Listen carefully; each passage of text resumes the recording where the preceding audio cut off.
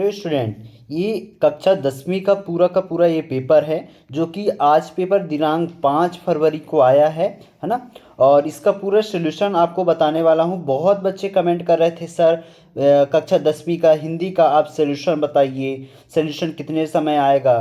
तो मैं लेकर के आ चुका हूँ पूरा सॉल्यूशन, यानी पूरे ऑब्जेक्टिव के आंसर आपको बताने वाला हूँ। यदि आप जो मैं बता रहा हूँ लिख कर के आए होंगे तो आपको पूरे में से पूरे नंबर मिल जाएगा। ठीक, तो चलिए स्टार्ट करते हैं।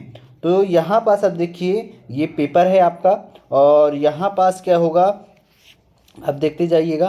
पहला क्या है, सही विकल्प है। सही विकल्प में पहला क्या है, कुहासा का अर्थ है। तो कुहासा का अर्थ कोहारा है। क्या है, कोहरा। ठीक, कोहरा। बा नंबर करेक्ट ऑप्शन होगा। जिन्होंने बा नंबर को टिक करके आया होगा, लिख करके आया होगा, उसको 1 नंबर आपके पक्के हो गए। दूसरा नंबर क्या है, प्रगतिवादी कवि हैं। प्रगतिवादी कवि कौन है, सुमित्रा नंदन पंत प्रगतिवादी कवि हैं। ये करेक्ट ऑप्शन होगा। ठीक, और फटाफट मिलान कर लो, अपने दोस्तों को भी भेज दो कि अपना पेपर मिलान कर ले, है ना। फिर नेताजी की ये प्रतिमा की ऊंचाई थी।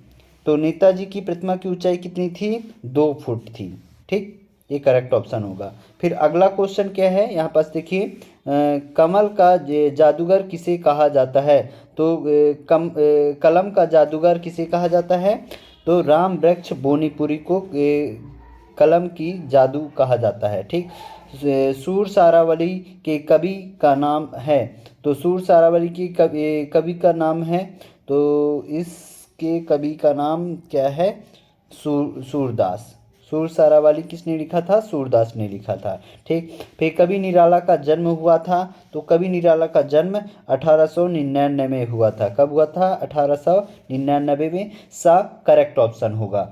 तो इस तरीके से आपको सही विकल्प पूरे बता दिए हैं। यदि जिन्होंने जितने मैंने बताए हैं यदि वही लिख करके आए हो, आपको 6 में से 6 अंक आपको पूरे में से पूरे नंबर मिल जाएंगे। फिर इसके बाद यहाँ पास देखिए खालिस्तान। खालिस्तान में यहाँ पास मैं आपको बताते जा रहा हूँ, जो आप खालिस्तान मैं बताते जा रहा हूँ, यदि आप भर के आए होंगे तो उसको पूरे में से पूरे नंबर मिलेगा। तो पहला क्या है, आधुनिक हिंदी कविता का प्रारंभ संवत खालिस्तान से माना जाता है। तो कब से माना जाता है, 1900 से। कब से, 1900 से। ठीक, इसका सही आंसर ये वाला होगा। ठीक, दूसरा क्या है, अर्थ की दृष्टि से वाक्य के खालिस्तान प्रकार होते हैं। तो अर्थ की दृष्टि से वाक्य के 8 प्रकार होते हैं। ठीक, फिर छंद के खालिस्तान प्रकार हैं। तो छंद के 2 प्रकार होते हैं।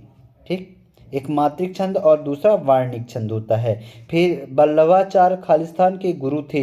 तो बल्लभाचार्य किसके गुरु थे, सूरदास के। किसके, सूरदास के। ठीक, फिर दोहा की प्रथम एवं तृतीय पंक्ति में मात्राएं होती हैं। तो कितनी कितनी, 13 मात्राएं होती हैं। कितना, 13। ठीक, रस के खालिस्तान अंग हैं। तो रस के 4 अंग हैं। कितने, 4 अंग होते हैं। ठीक, आप सभी को पता होगा। और सही जोड़ी में मुझे 2 सही जोड़ी का आंसर नहीं पता है, बाकी का मैं आपको बताते जा रहा हूँ। पहला क्या है, शिव पूजन सहाय। शिव पूजन सहाय का माता का आंचल होगा। ये चैप्टर का नाम है, आपको भी याद होगा, जा कर के आप देख सकते हैं। राम वृक्ष बोनीपुरी, इनका हुआ था मुजफ्फरपुर में जन्म हुआ था। ठीक, फिर मैथिली शरण गुप्त का नहीं पता है, रिसाई का नहीं पता है। जिसको पता होगा नीचे कमेंट बॉक्स पर कमेंट कर दीजिएगा। चौपाई में 16 मात्राएं होती हैं और एक अंक यानी एकांकी होगा। ठीक, तो इस तरीके से आप सही जोड़ी का मिलान कर लीजिएगा। और तीसरा नंबर और चौथा नंबर का जिसको भी पता होगा नीचे कमेंट बॉक्स पर कमेंट कर दीजिएगा। ठीक, और मैं आपको बता दूंगा, हालांकि जब भी मिलेगा मुझे, तो ये पूरे यहाँ पर सब देख सकते हैं। फिर अगला क्या है, एक वाक्य में उत्तर लिखने को आया है। एक वाक्य में उत्तर मैं आपको जल्दी से बताते जा रहा हूँ। अट नहीं रही कविता किस बात को प्रकट करती है। तो इसका आंसर थोड़ा लंबा है, आप यदि लिखे होंगे तो आपको याद होगा। फागुन ऋतु में प्राकृतिक सौंदर्य, पेड़ पौधे पर नए नए फूल पत्तों के आने के रूप में अपनी शोभा को स्वच्छंद भाव प्रकट करती है। यह इसका करेक्ट ऑप्शन होगा, मतलब उत्तर होगा। और फिर कवि नागार्जुन का मूल नाम क्या है, तो वैद्यनाथ मिश्रा। क्या होगा, वैद्यनाथ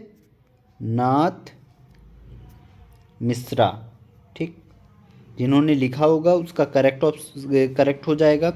और फिर निराला रचनावली में कितने खंड हैं, तो कितने खंड हैं, 8 खंड हैं। ठीक। फिर रामचरितमानस का मुख्य छंद क्या है, तो रामचरितमानस का मुख्य छंद दोहा और क्या है, चौपाई।